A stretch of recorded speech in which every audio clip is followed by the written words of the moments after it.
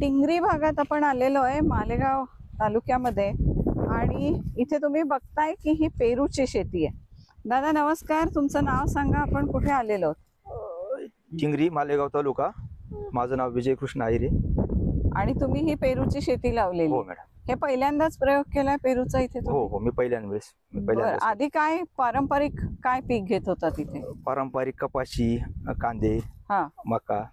बर, मग ते का बदललं तुम्ही? पारंपरिक शेतीमध्ये परवडत नव्हतं ना मॅडम. अच्छा, मग हा पेरू घ्यावा असा काय केला? म्हणजे तुम्ही काय रिसर्च केला, तुम्ही काय ठरवलं की तुम्ही हा पेरू घेतला तिथे? एका मित्राने लावलेला होता, त्याला चांगल्या म्हणजे प्रमाणात उत्पन्न मिळालं ना, त्याच्यामुळे मग आम्ही हा निर्णय घेतला की ही आपण पण प्लांटेशन करू. बर, कुठली व्हरायटी आहे ही पेरू? ही जार्विन म्हणून व्हरायटी. जार्विन. हो. कसा असतो हा पेरू? हा मध्ये थोडा रेड निघतो, याच्यात बियांची क्षमता म्हणजे कमी राहते आणि टिकायला पण चांगल्या पद्धतीने टिकतो. म्हणजे तुम्ही मगाशी म्हणत होतात की 8 दिवसात सुद्धा हा विकला जाऊ शकतो. हो हो, हे तोच तर तो फ्रेश राहतो. हो बरोबर. मग आता ही किती झाडं तुम्ही पेरूची लावले? 500 झाड प्लांट केलेले. साधारण एक रोप कितीला जातं तुम्हाला? हे 220 रुपयाने रोप आणलं होतं आम्ही रतलामून. बर, आणि कशी निगा राखली त्याची? कधी लावलंय हे? किती आता हे मोठं झालंय? हे जे झाड जे आले ना मॅडम, आता माझ्यामध्ये 14 महिन्यात झालाय. बर. आधी लावलं, त्यानंतर त्याला शेणखत वगैरे रासायनिक खत टाकून डेव्हलप केलं आणि आता ऑक्टोबर मध्ये मी त्याला छाटणी करून धरलेला होता, तर ते आता ह्या कंडिशनला आहे. आता त्याला हे फळ यायला लागलेलं आहे, पण अजून हे फळ छोट आहे. हो. हे किती मोठं होईल मॅडम? ते कमीत कमी 300 ग्रॅम पर्यंत जाईल. अच्छा, आणि याला तुम्ही हे असं कव्हर करून ठेवताय? हो हो. आणि वरतून एक पिशवी बांधताय, त्याचं काय कारण?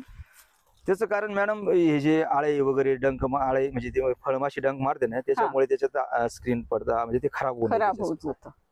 ते प्रोटेक्ट करण्यासाठी म्हणून तुम्ही. पण मग याचा खर्च वेगळा वाढतो? हो, याचा याला 1 रुपये खर्च येतो पिशवी सगळं. म्हणजे जितकी फळं तितका तो खर्च वाढतोय. एकंदरीतच या पेरूला मार्केट कसं आहे आणि आपल्या भागात किती पेरू बनतो साधारण?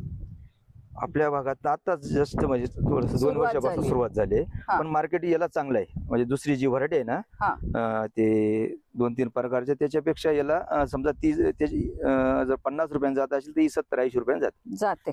आणि याची चव पण वेगळी आहे. बरोबर. आता तुम्ही याला पाणी किती द्यायला लागतं? काय अंतरावर हे रोप लावलेली? 8-12 म्हणजे हे दोघं झाडांचं अंतर आहे ना, हे 8 फूट आहे आणि दोघं ओळींचं अंतर हे 12 फूट केलेलं आहे. 12 फूट आहे.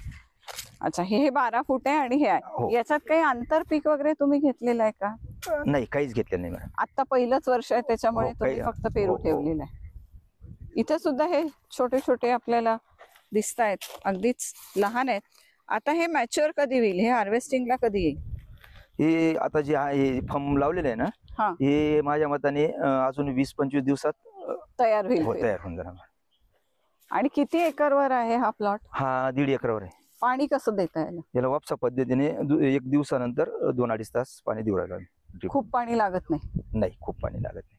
आणि म्हणूनच या भागात हे होऊ शकतंय. मुळातच मालेगावचा भाग आहे, ड्राय आहे, आपल्याला माहिती आहे.